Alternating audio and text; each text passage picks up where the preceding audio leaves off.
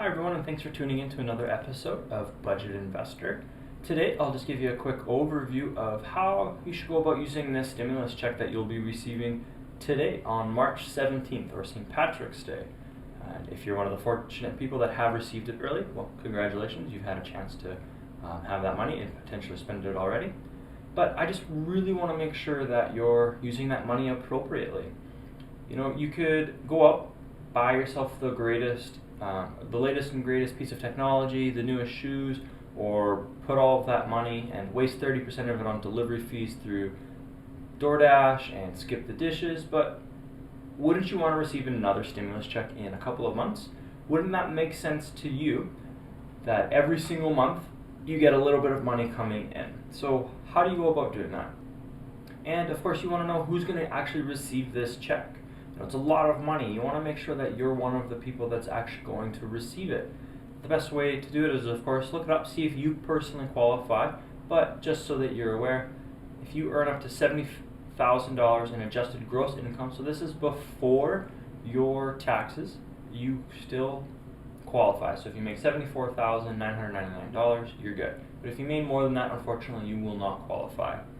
And if you do live in a household, you can have a maximum of $112,500, which is a lot of money. And if you're a married couple, up to $150,000, which is great. Again, that could be $2,800 that you can put in as a couple. What should you do with that money? You want to build yourself up and set yourself up for success so that you'll receive those dividends for the rest of your life and getting them to come in every single month.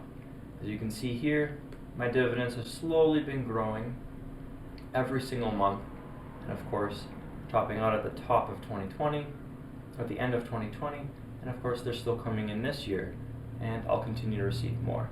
So you don't want to go out and buy a speculative stock like a Tesla, because if you look here, if you would have bought on February 2nd, so not too long ago, and you would have held it, didn't do anything else with your Tesla stock, you would have lost 22.5% of your total value of your Tesla stock already, so $200. I know, you're thinking, well, it's going to go back up, but what if it doesn't?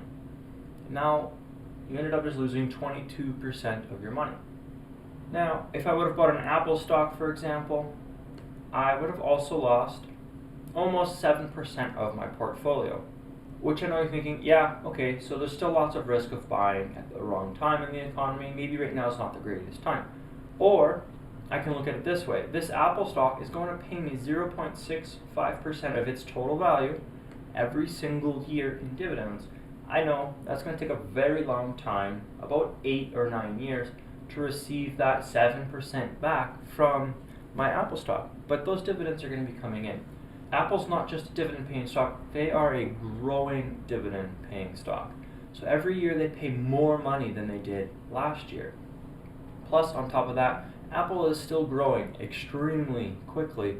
Their value of their stocks are going up, so they're likely to be worth more money. I know you could make the argument that Tesla's still growing, however, they're still very speculative, and if you go by what all the analysts are saying, they are overvalued. Now, you don't want to just grab any random dividend-paying stock. You want to grab high-growth dividend stocks. So just looking at this chart here, if I would have started off with just all high-yield stocks, initially, yes, I would have made more money. And in the long term, almost 27 years, those high-yield stocks would have paid me more money. But if I would have done that high yield, it starts a little slower. But in the long term, you can see it really starts to pick up. It starts going faster than anything, and it really starts to take off. And so if we were able to expand this out to, say, 40 years or 50 years, it wouldn't even be close anymore. Those high dividend growth stocks would be worth even more. So let me show you how this works. So let's just go with a value of $8,000. This is roughly what my portfolio is worth.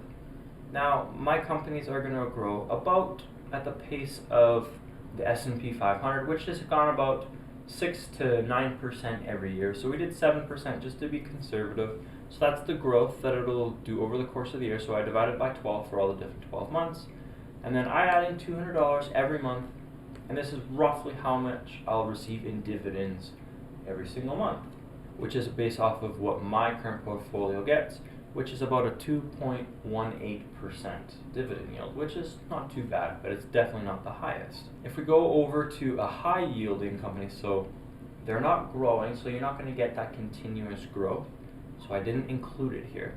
My monthly dividends, I put at an 8%, so 8% of your total value you'll receive. So as you can see, yeah, initially, I got quite a bit more money to start off with. So yeah, I could do that.